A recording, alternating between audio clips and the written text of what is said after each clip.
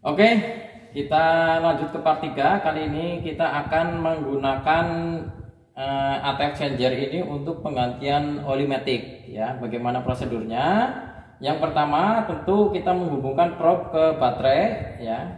Boleh ke baterai eksternal maupun yang ada pada kendaraan ya. Untuk yang saat ini saya menggunakan eksternal baterai ya.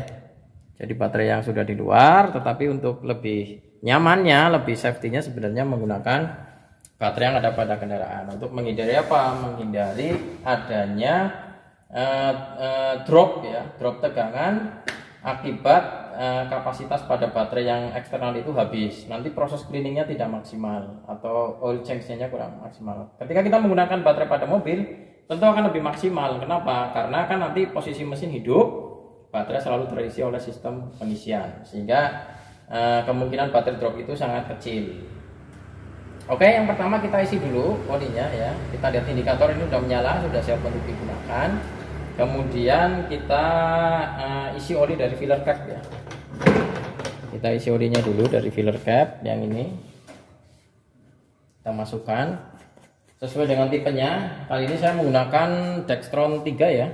Karena ini Avanza, saya pakai Dextron 3. Untuk beberapa kendaraan ada yang menggunakan T4, ada yang menggunakan WS, itu tolong diperhatikan jenis ATF-nya ya, supaya tidak terjadi kesalahan pengisian ATF. Karena nanti bisa berakibat kalau salah oli ya kerja transmisinya kurang maksimal, slip ya. Kita isi sesuai kapasitasnya. Kali ini untuk demonstrasi saya pakai 4 liter saja ya. Harusnya. Kalau untuk standar untuk yang medium MPV atau yang hatchback itu biasanya 8 liter ya atau 2 galon. Kalau untuk yang mobil-mobil SUV itu biasanya pakai 12 liter untuk lebih maksimalnya.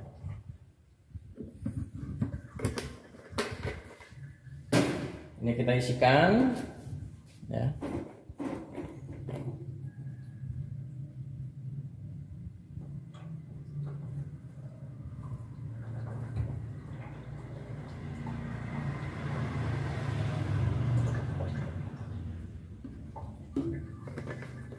Oke, setelah kita isi ya sesuai dengan kapasitasnya. Ini saya hanya untuk demonstrasi jadi pakai 4 liter, bukan untuk patokan ya, supaya nanti tidak terjadi mispersepsi. Saya hanya menggunakan 4 liter di sini ya. Jadi volumenya nggak banyak nih, sedikit ya. Saya hanya pakai 4 liter untuk prosedur penggunaan kan. Kemudian kita hubungkan hose-nya ya. Sini kita lihat hose-nya di sini. Ini ada 2. Yang ini adalah return ya. Ini yang return. Nanti kita masukkan ke saluran yang dari discharge dari transmisi otomatis ya. Jadi yang keluar dari oli matic ini kita masuk ke return karena ini kembali berarti. Untuk pressure ini nanti yang masuk ke transmisi otomatis. Jadi ini yang return dulu. Yang return kita masukkan ke saluran baliknya ya. Karena ini tadi ini yang nyembur yang ini nih. Nah, tadi ini yang dari pompa transmisi otomatis ya. Ini kita masukkan ke return. Saluran pengembalinya. Nah. Yang ini yang preser kita masukkan ke inlet ya. Jadi nanti yang akan masuk ke transmisi otomatis sana. Oke, nah, sudah terpasang. Kita turunkan kendaraannya.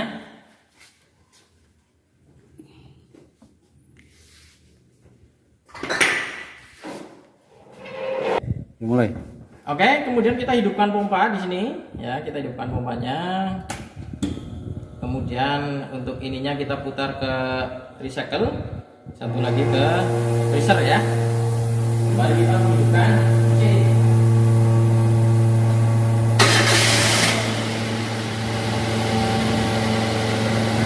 Ini posisi ini terbuka ya, dua-duanya ya. Nah, bisa dilihat di sini. Ini posisi satu di freezer, satu di recycle. Ya. Ini kita lihat olinya. Ini adalah oli baru yang masuk ke dalam sistem. Ini adalah oli yang lama, ya. Oli yang lama akan masuk ke sini, ya. Sementara oli barunya berasal dari sini. Lakukan proses ini sampai dengan kedua side glass ini warnanya sama, ya.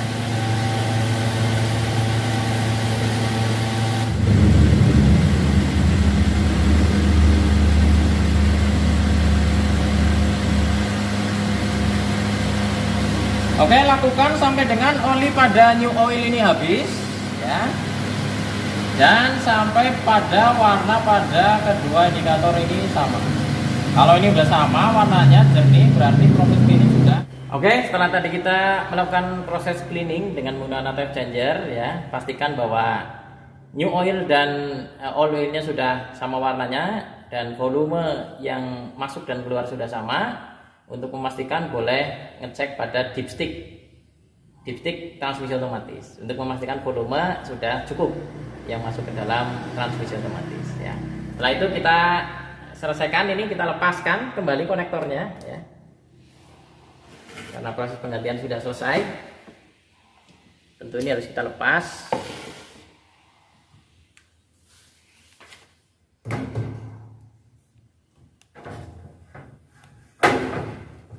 Setelah itu kita harus kembalikan lagi hostnya, ya, ke posisi semula. Untuk fast konektornya kita lepas lagi, jangan sampai lupa untuk melepas fast konektor ini. Kita kembalikan. Yang ini juga kita lepas.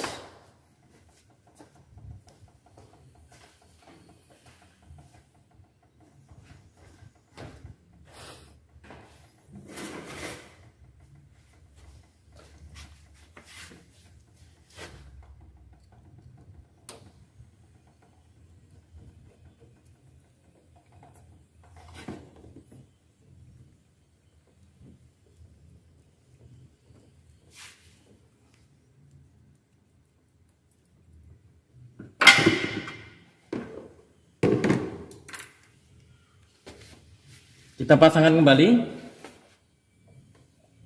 Ya. Ya.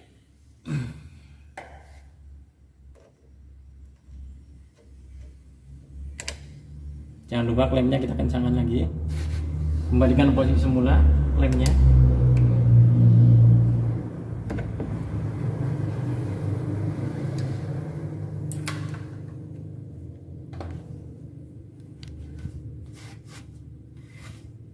Ya, seperti itu untuk metode penggantian ATF changer. Kemudian di part selanjutnya kita akan jelaskan cara menguras daripada mesin ATF-nya, ya, karena bisa jadi kita menggunakan oli yang berbeda. Setelah kita menggunakan Dextron, barangkali ada customer lain yang menggunakan T4, WS, atau dengan merek mobil yang berbeda, kita harus mengganti oli yang ada pada mesinnya, ya. Jangan sampai nanti bercampur antara tipe yang satu dengan tipe yang lainnya. Sampai jumpa di part selanjutnya.